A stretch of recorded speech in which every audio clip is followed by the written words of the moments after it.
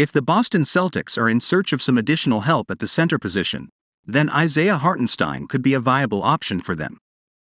On a January 11th episode of CLNS Media's Vitamin C's podcast, I explore a potential trade that could send the 7-foot center to Boston and end his difficult 41-game spell with the New York Knicks. The proposed trade looks like this. Celtics receive Isaiah Hartenstein. Knicks receive Danilo Gallinari, Justin Jackson or Luke Kornet, a second-round draft pick.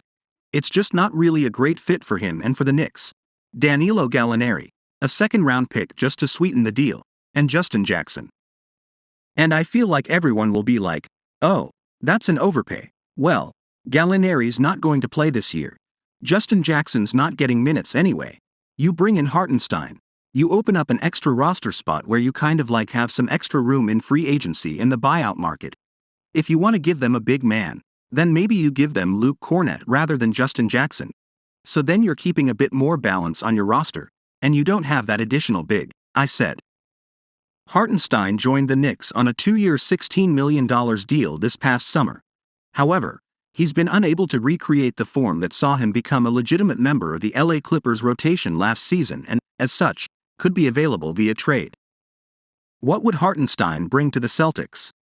Last season, Hartenstein was among the top 30% of big men when it came to finishing his attempts around the rim, converting 72% of his looks, while he also sat in the 12th percentile for mid-range scoring, as the Clippers made use of his size, shooting, and passing skills in the short roll.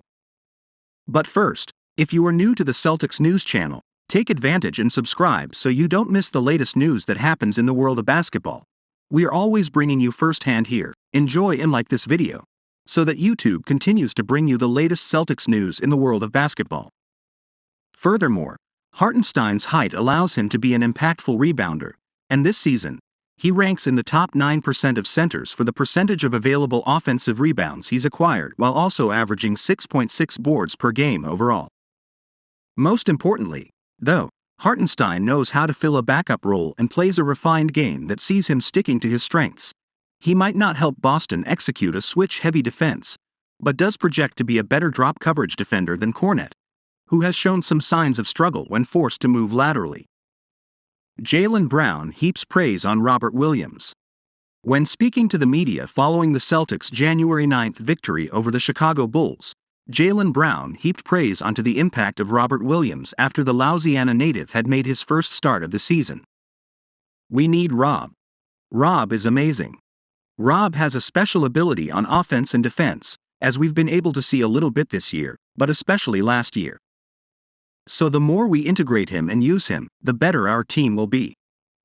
We got off to a hot start with other guys playing a different type of ball, but I think down the line and in the playoffs, having Rob as a critical part of our offense and defense is necessary. I think that's something we should take a look at as we get closer to the playoffs, Brown said. Assuming the Celtics do return to their double big lineup for the second half of the season, having a legitimate backup center will become increasingly important, and that could mean a trade for someone like Hartenstein becomes more of a viable reality. With the February 9th trade deadline still just under a month away, all we can do is wait and see what Brad Stevens decides to do.